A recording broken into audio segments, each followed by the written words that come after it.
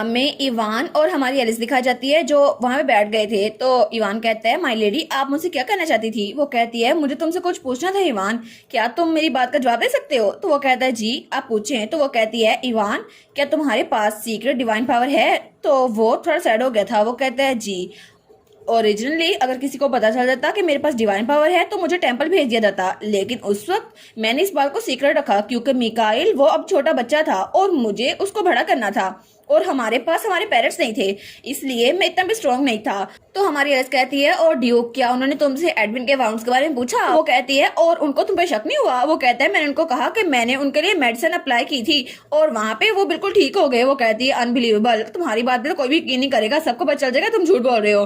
तो तब वो कहता है, लेकिन ड्यूक ने मेरी बात पे यकीन कर लिया, अभी के लिए उन्होंने मेरी बात को छोड़ दिया। तो वो कहती है, ड्यूक इस्तबान ने? वो कहता है, हाँ बिल्कुल उन्होंने। तो वो कहती है, लेकिन ड्यूक इस्तबान उन्होंने कहा था कि वो एम्पियर रैली किसी ऐसे को देंगे जिसके पास डिवाइन पावर होगी। तो वो कहता है, क्या डिवाइन पावर?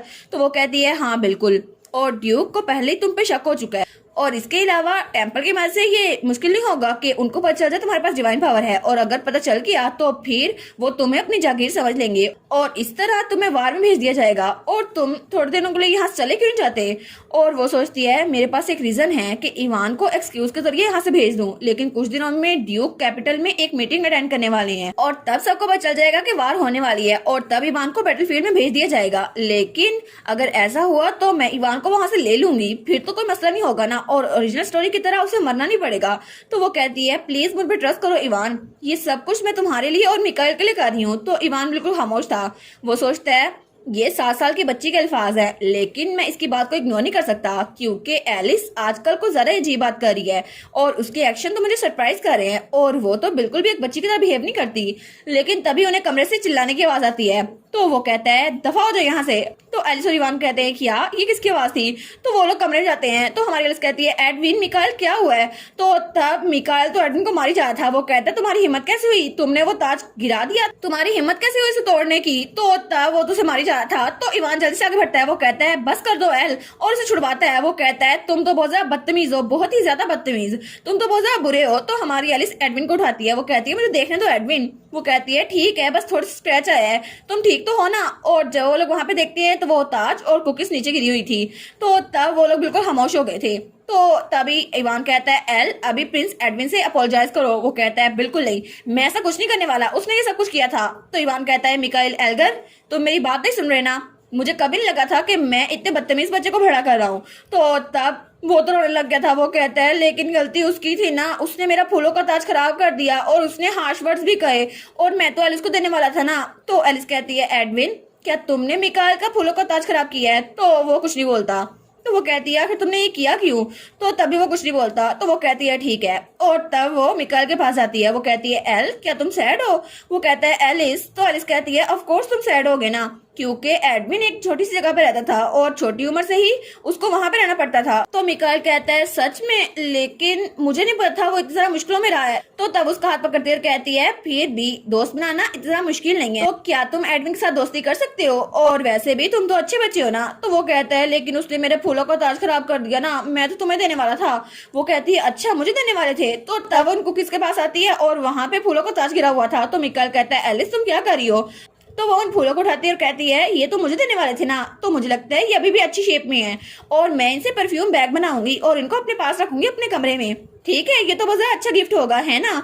तो मिकाइल वो बिल्कुल खामोश हो गया था। वो कहता है, हाँ हाँ ये तो अच्छा गिफ्ट होगा। तो तब हमारी एलिस कहती है, ठीक है, तो चलो मसला हल हुआ। तो तब वो कहती है, मिकाइल तुम तो बड़े अच्छे बच्चे हो। वो कहता है, मुझे बच्चों की तरह ट्रीट करना बंद करो, मैं बच्चा नहीं हूँ। लेकिन तभी एडविन वो उन दोनों को मुस्कुराता हुआ देख रहा था और उसे बहुत ज्यादा जेलसी हो रही थी। वो सोचता है, एलिस उसकी तरफ देख के स्माइल क्यों कर रही है? वो एक ऐसा इंसान है जिसे एलिस बहुत ज्यादा पसंद करती है, लेकिन उसकी हिम्मत कैसे हुई कि एलिस के साथ मुस्कुरा सके? और मैं तो हमेशा एलिस की साइड पे रहना चाहता था, लेकिन एलिस के पास बहुत सारे लोग हैं जो उसको पसंद करते हैं और एलिस मेरी तरफ देख ही नहीं रही। तो तभी एलिस के पास आती है, एडविन प्लीज यहाँ पर आओ ना। तो तब वो उसकी तरफ हटता है और तब उसका हाथ पकड़ लेती है। वो कहती है, वो फूलों का ताज मिकाइल ने खुद बनाया था, तुम्हें याद है ना जब तुमने कहा था कि तुम दूसरों की चीजों को टच नहीं करोगे? क्या तुम मेरी बात मान सकते हो? तो तब वो बिल्कुल बिल्ली बन गया था। तो वो कहते हैं, ठीक है, अब दोनों एक दूसरे से माफी मांग लो, ठीक है, मसला हल हो जाएगा। लेकिन दोनों एक दूसरे की तरफ घूर के देखते हैं और दोनों अनकंफर्टेबल थे। तो तभी दोनों एक कैट और डॉग बने हुए थे और एक दूसरे की तरफ घूरी जा रहे थे। हमारी हीरोइन सोचती है दोस्ती करनी थी, लड़ाई नहीं। तो मिकाल कहता है दफा हो जाओ यहाँ से, तुमसे मैंने दोस्ती नहीं करनी। तो वो भी बिल्कुल बिल्ली बना हुआ था, वो कहता है कौन कर रहा है।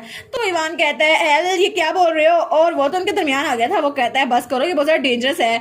और हमारी हीरोइन सोचती है आखिर ये लोग कर क्या रहे हैं और एडविन इस तरह क्यों कर रहा है। लेकिन तभी वो सोचती है अरे हाँ, मुझे लगता है मेरे दिमाग में अच्छा आइडिया है।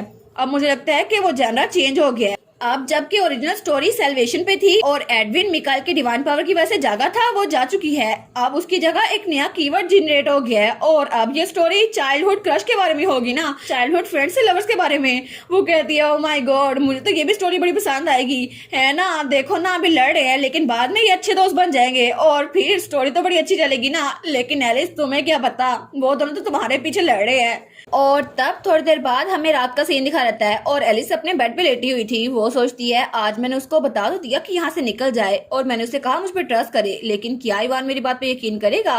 और मुझे ये पता करना होगा कि वो यहाँ चला जाए। लेकिन अगर वो चला गया तो एडविन और मिकाल के दरमियान और ज्यादा नाराजगी बढ़ जाएगी और उनकी स्टोरी वो तो चाइल्डहुड फ्रेंड्स के बारे में इतनी ज्यादा बुरी नहीं है, लेकिन फिर भी अगर वो दोबारा मिले तो दोबारा से लड़ते रहेंगे। और तब सवाल करती है, वो कहती है कि जरा क्यूट होंगे ना ये। लेकिन तभी एलिस की आंख खुलती है, वो कहती है क्या ये आवाज कैसी थी, और उठ के बैठती है। वो कहती है ये आवाज कहाँ से आ रही थी और दरवाजे पे कोई मुसलसल दस्तक दिया जा रहा था। तो वो कहती है कि यार रात के इस वक्त यहाँ पर कौन हो सकता है। तो वो दरवाजे के पास आती है और तब वो सुनने लगती है, लेकिन वहां पर किसी की आवाज नहीं थी। तो वो हालवे में आती है और वहां पे कोई भी नहीं था। वो कहती है क्या आखिर ये कौन कर रहा था। और तब थोड़े दिनों बाद का सीन दिखा रहता है जब हमारी एलिस तो बहुत ज्यादा सताई हुई थी। वो कहती है पता नहीं कितने दिन गुजर गए, मैं तो मरने वाली हूँ। पहले दिन तो मुझे लगा था कोई भूत आ गया, लेकिन कुछ दिनों बाद मुझे पता चला कि वहां पे कोई इंसान ही था और मुझे उसके फुटस्टेप नजर आए थे। लेकिन फिर भी ये तो हरासमेंट है ना, आखिर एक छोटी बच्ची के दरवाजे पे कौन नॉक करता है, वो भी आधी रात को। तो तब वो सोचती है मे बी ये कोई ऐसा इंसान हो जो मुझसे और मेरी मॉम करीना से नफरत करता हो और वो दूसरों के सामने गुस्सा नहीं उतार सकता, इसलिए आधी रात को मुझे तंग करता रहता है। लेकिन वो सोचती है गुजारा बचगाना नहीं है, एक 7 साल की बच्ची के साथ ऐसे पंगे कौन लेता है। और तब वो सीढ़ी उतरने लगती है। वो सोचती है शायद मुझे नींद बहुत ज्यादा आ रही है ना, इसलिए वो चक्कर आ रहे हैं। तो तभी वहां से नीचे गिरने लगती है, लेकिन वो कहती है क्या मैं यहाँ से गिर के मर जाऊंगी। और तभी उसको एडविन नजर आता है। वो कहता है एलिस, और वो उसका बाजू पकड़ लेता है और उसे गिरने से बचा लेता है। लेकिन उसकी सारी बुक्स वो सीढ़ियों से नीचे गिर चुकी थी। तो तब हमारी एलिस वो एडविन के पास थी, वरना वो नीचे गिर चुकी होती। तो तब वो कहता है एलिस क्या तुम ठीक हो। वो कहती है एडविन, वो कहती है हाँ थैंक यू, लेकिन मैं सही सो नहीं पा रही ना, इसलिए वो सोचती है अभी मैं मरने वाली थी।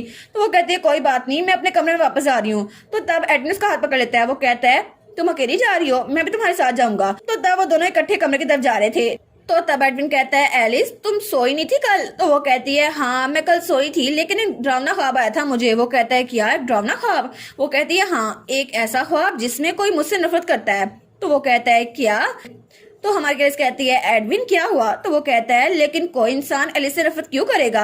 और उसको तो ये बात समझ ही नहीं आ रही थी कि वो एलिस को पसंद करता है तो कोई और उससे नफरत क्यों करेगा। तो वो कहती है क्या। तो वो कहता है कोई इंसान तुमसे नफरत कैसे कर सकता है, और उसको तो ये बात पल्ले पड़ ही नहीं रही थी। तो एलिस कहती है अब इसको कैसे समझाऊं। तो तब वो अपने कमरे पहुंच चुकी थी। तो तब वो दरवाजे का हैंडल खोलती है। वो कहती है एडविन क्या तुम्हारी कोई क्लास नहीं है। तो वो कहता है नहीं। तो हमारी एलिस कहती है क्या तुम मेरे कमरे में आके बुक पढ़ना चाहोगे। वो कहता है ओके। तो वो कहती है थैंक यू। तो वो कहती है जल्दी करो, वहां दरवाजे में खड़े रहो, अंदर आ जाओ।